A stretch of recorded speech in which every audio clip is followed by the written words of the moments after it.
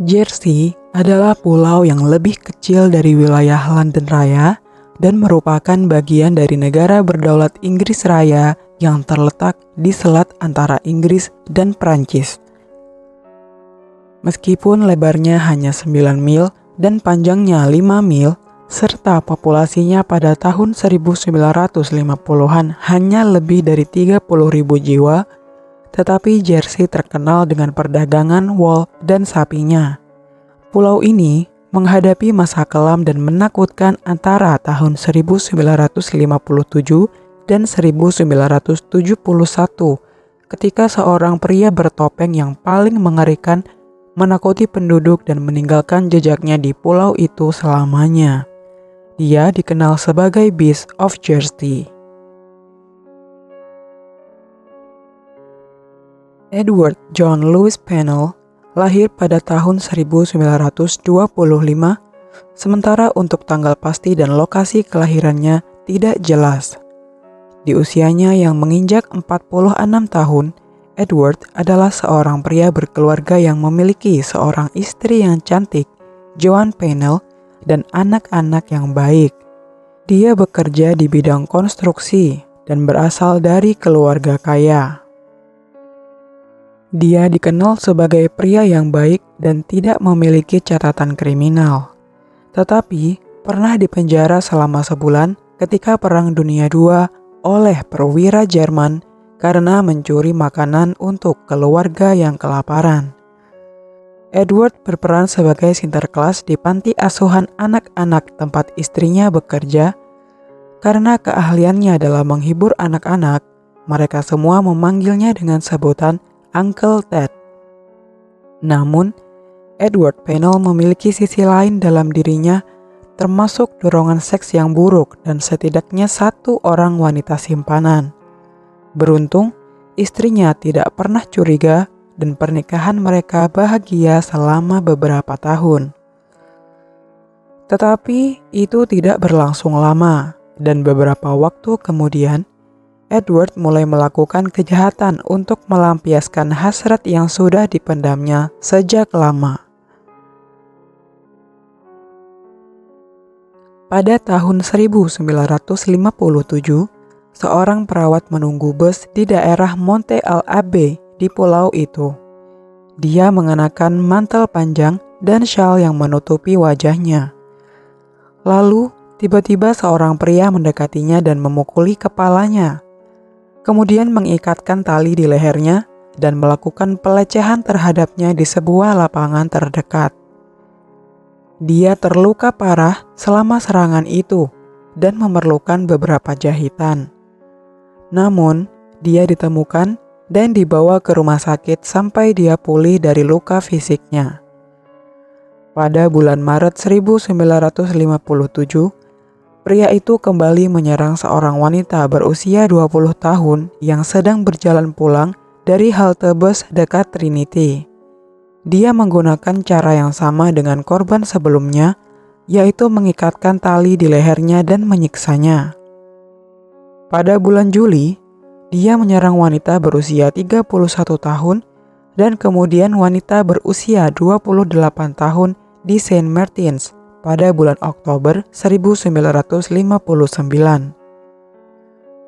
Setelah serangan itu, para korban memberikan pernyataan mereka kepada polisi dan semuanya memiliki pola yang berulang-ulang. Mereka semua juga memberikan deskripsi yang sama tentang ciri-ciri pria itu, yaitu seseorang yang tinggi badannya sekitar 5 kaki 6 inci, berusia pertengahan 40-an, dan memiliki aksen khas Irlandia yang terdengar seperti dibuat-buat. Selain itu, dia juga digambarkan sebagai orang yang berbau apek. Polisi menjadi yakin bahwa pria yang sama telah menyerang mereka semua dan media memberikan julukan padanya sebagai Beast of Jersey.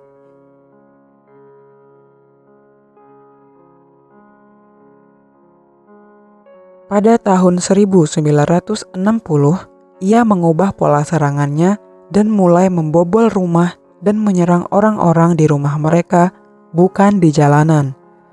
Tidak ada yang selamat. Pada tanggal 14 Februari, Beast of Jersey memanjat melalui jendela rumah dan masuk ke kamar tidur di lantai atas. Anak laki-laki yang kamarnya ia masuki baru berusia 12 tahun. Ketika dia terbangun, dia melihat pria bertopeng berdiri di kaki tempat tidurnya, memegang senter diarahkan ke wajahnya sehingga membuat matanya silau. Pria itu memasang tali di leher anak laki-laki itu dan menyeretnya keluar ke sebuah ladang. Di sana, dia melecehkannya. Setelah selesai, pria itu membawa bocah itu kembali ke rumahnya dan menghilang. Pada bulan Maret, seorang wanita yang berjalan ke halte bus di Saint Brillet berhenti untuk berbicara dengan seorang pria yang mengendarai mobil sedang berhenti dan menawarkan tumpangan padanya. Pria itu mengatakan bahwa dia adalah seorang dokter yang sedang dalam perjalanan untuk menjemput istrinya. Wanita itu menerima tumpangan tersebut dan masuk ke dalam mobil Rover, lalu keduanya pun pergi. Ketika wanita itu menoleh untuk berbicara dengannya, dia menyadari bila pria itu mengenakan mantel besar, topi, dan sarung tangan. Dia tidak bisa melihat wajahnya. Dia sadar sudah membuat keputusan yang salah karena menerima tumpangan dari orang yang tak dikenal saat mereka sudah mengantar sampai ke bagian terpencil di pulau itu. Kemudian dia memukuli wanita itu, meninju wajahnya dengan keras dan mengikat tangannya ke belakang punggungnya, lalu membawanya keluar dari mobil menuju ke sebuah ladang. Setelah dia selesai melakukan pelecehan seksual terhadap wanita itu, dia membawanya kembali ke mobil dan keduanya pergi. Menyadari jika ini adalah kesempatannya untuk melarikan diri, wanita itu melompat keluar dari kendaraan yang sedang melaju dan berteriak. Pria itu panik dan melarikan diri sehingga ia tidak pernah terlacak. Kemudian, pada bulan yang sama, seorang wanita berusia 43 tahun dan putrinya yang berusia 14 tahun sedang tertidur di pondok mereka di bagian terpencil pulau di Saint Martins. Sang ibu terbangun setelah tengah malam mendengar telepon berdering di lantai bawah. Dia bangun dari tempat tidur untuk menjawabnya, tetapi suasana hening di telepon itu disusul dengan bunyi klik dan nada sambung. Karena mengira itu adalah nomor yang salah, dia kembali ke tempat tidur. Beberapa saat kemudian, dia terbangun lagi oleh suara berisik. Dia kembali menuruni tangga untuk menyelidiki suara aneh itu, menyalakan lampu agar bisa melihat lebih jelas. Ketika dia sampai di anak tangga paling bawah, lampu padam dan dia sadar bahwa dia tidak sendirian. Ada seseorang di ruang tamunya, jadi dia mengangkat telepon untuk menghubungi polisi setempat, tetapi sambungan teleponnya mati karena kabel teleponnya telah terputus.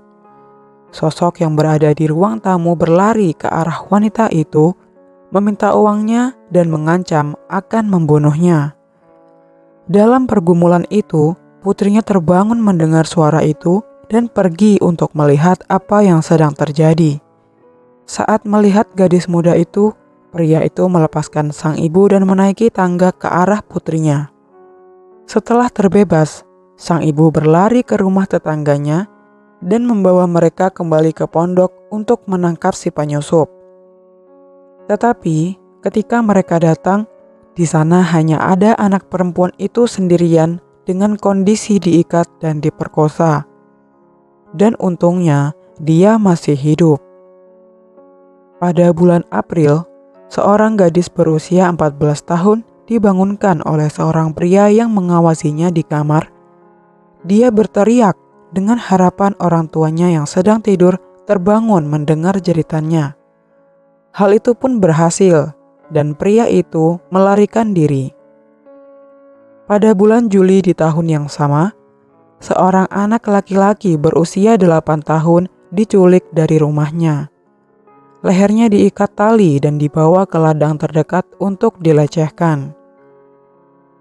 Setelah kejadian itu, ia dibawa kembali ke rumahnya dan diantarkan langsung ke depan pintu rumahnya. Ini akan menjadi penyerangan terakhir yang dilakukan Edward di tahun itu. Para penyelidik yakin bila Beast of Jersey kemungkinan besar adalah penduduk pulau itu karena penyerangannya yang sering terjadi. Mereka mulai menginterogasi setiap pria yang memiliki catatan kriminal, tetapi tidak ada satupun yang sesuai dengan deskripsi yang dibuat oleh para korban. Petugas juga meminta sidik jari dari semua pria dewasa di pulau itu. Namun, mereka juga memiliki hak untuk menolak, dan 13 dari mereka melakukannya. Salah satunya adalah Edward Pinel, sang pria bertopeng. Polisi Jersey menangkap Alphonse Legastelois atas serangan dan pemerkosaan tersebut. Dia dikenal sebagai nelayan asing yang tinggal di pulau itu. Polisi berusaha keras dan menyelidikinya sesuai dengan keterangan para korban. Dia dibebaskan setelah 14 jam diinterogasi karena kurangnya bukti, tetapi terjadi kekacauan. Namanya sudah diberikan pada pers, dan fotonya tersebar di seluruh berita lokal. Setelah massa yang marah membakar rumahnya, Legastelois terpaksa melarikan diri ke Acre House, yang termasuk kelompok pulau di timur laut Jersey. Dia meninggal pada bulan Juni 2012 pada usia 97 tahun. Pada bulan Februari 1961, serangan dimulai lagi. Tapi, kali ini polanya berubah dan dia hanya menargetkan anak-anak. Pada bulan April, 3 anak kecil telah diculik dari rumah mereka dan diserang. Pada titik ini, polisi setempat bingung. Mereka tidak tahu apa yang harus dilakukan selanjutnya, jadi mereka memanggil Scotland Yard untuk membantu penyelidikan. Scotland Yard mengatakan kepada penduduk bahwa mereka harus mulai saling menjaga satu sama lain dan membentuk ronda lingkungan untuk menjaga keamanan satu sama lain. Mereka juga membuat profil penyerang dari deskripsi yang dibuat oleh para korban, yaitu berusia 40-45 tahun dan tingginya sekitar 5 kaki 6 inci dengan tubuh sedang. Dia mengenal pulau ini dengan baik, terutama di pantai timur. Dia memiliki kumis tetapi memakai penutup wajah, baik dengan syal atau masker selama serangan. Dia mengenakan mantel panjang berwarna gelap, topi, dan sepasang sarung tangan. Dia masuk ke rumah-rumah melalui jendela kamar tidur, menggunakan bulan sebagai penerangan antara jam 10 malam dan jam 3 pagi, dan membawa senter. Terlepas dari profilnya, para penyelidik menemui jalan buntu demi jalan buntu, dan akhirnya serangan berhenti selama beberapa tahun. 2 tahun kemudian, pada bulan April 1963, seorang anak laki-laki berusia 9 tahun menjadi korban berikutnya dari pria bertopeng tersebut.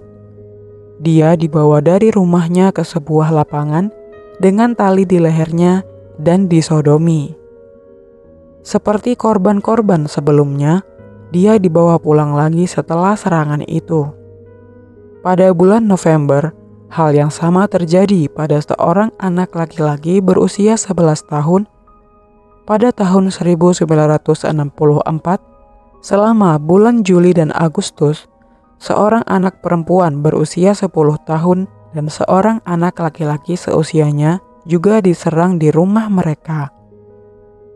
Selama 2 tahun berikutnya, Beast of Jersey tetap berada dalam bayang-bayang dan kehidupan berjalan seperti biasa.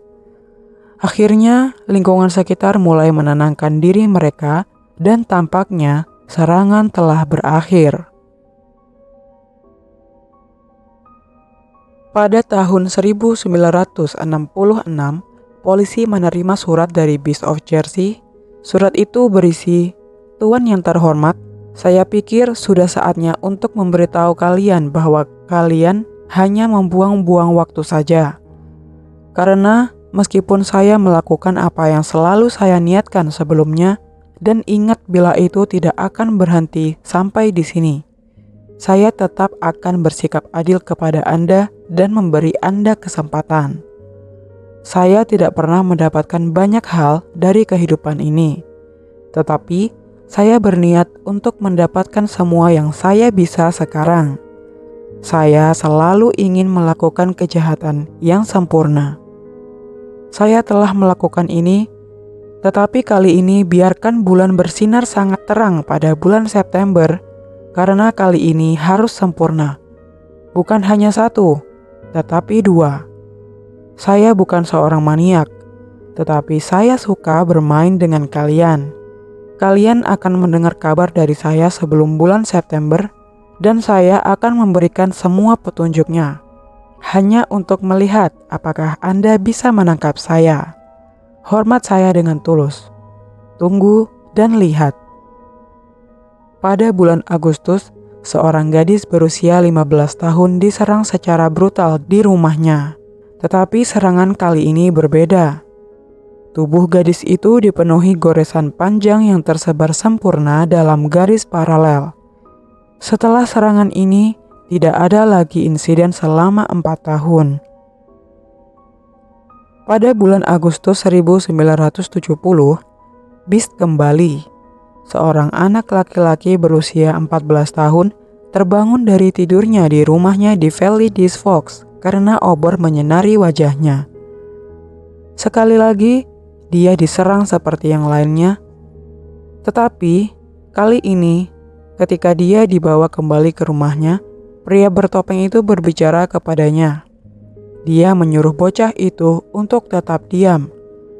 Karena jika tidak, seseorang akan menyakiti ibu dan ayahmu. Ketika orang tua anak laki-laki itu menemukannya, dia acak-acakan dan kesal, tetapi tidak mau berbicara tentang apa yang telah terjadi padanya. Akhirnya, dia memberitahu mereka dan dibawa ke rumah sakit, di mana pemeriksaan menunjukkan bahwa dia juga memiliki goresan di tubuhnya yang menutupi gadis itu 4 tahun sebelumnya. Selain itu, anak laki-laki itu mengatakan kepada polisi bahwa pria itu memiliki rambut hitam runcing dan mengenakan topeng yang menakutkan. Pada tanggal 10 Juli 1970, dua orang petugas berkeliling pulau dalam patroli malam rutin mereka di distrik Saint Helier.